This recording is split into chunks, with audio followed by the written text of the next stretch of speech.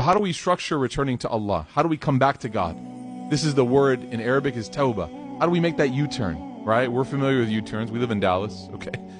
So how do we make that U-turn back to God? There's 4 things. Number 1, the author says never lose hope in Allah. That's the beginning. If you lost hope, there's no way forward now. There's no way forward. You have to always keep hope in Allah. And remember what I said. It is not always easy to be hopeful. In fact, it's kind of hard sometimes. It's hard. Because you look at your path forward and you say to yourself, I don't see it. I don't see any way in which I will ever change. There's no way I'm ever going to start praying. There's no way I'm ever going to start doing this or stop doing this or start wearing the hijab. There's no way we're ever going to stop dating, said a lot of people, right? There's no way. Wallahi, if your intention is pure, there's a way to transform whatever it is into something good. There's a way to transform it into something good.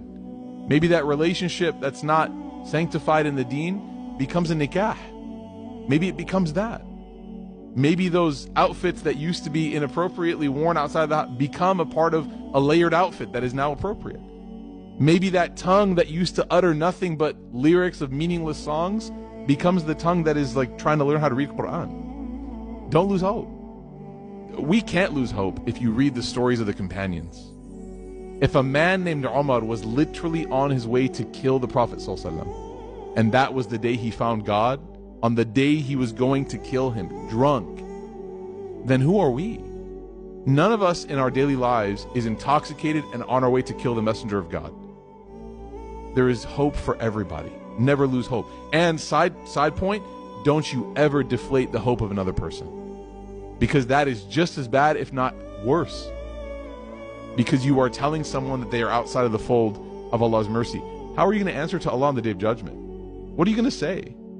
What are you going to say to Allah when Allah asks you, did I ask you to speak on my behalf and tell this person that they're going to go to hell? We have no place. There's no place in Islam for anyone to comment on the akhirah or the relationship with Allah of another person. And when you meet true scholars of Islam, not these TikTok guys. I'm being real, man. TikTok Islam, it's like Timu Islam.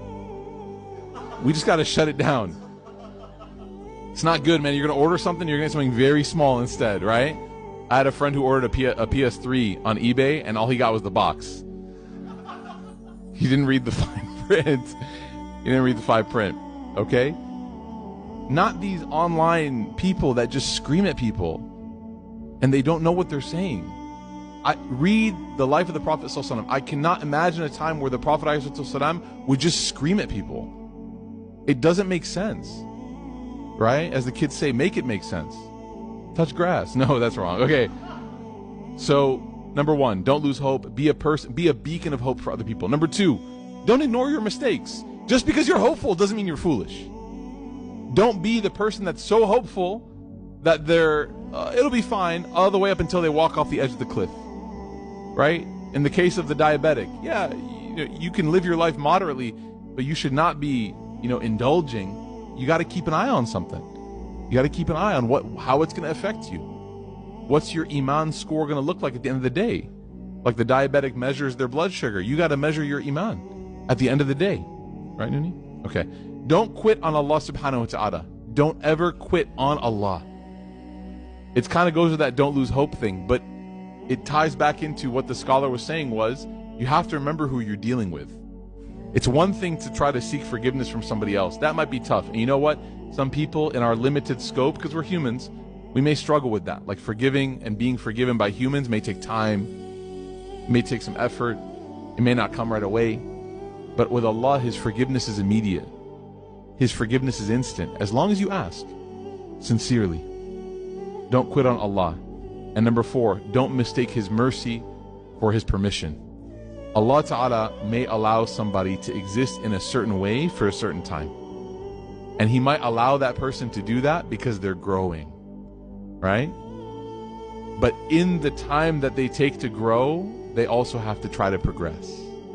Don't mistake Allah's mercy for His permission.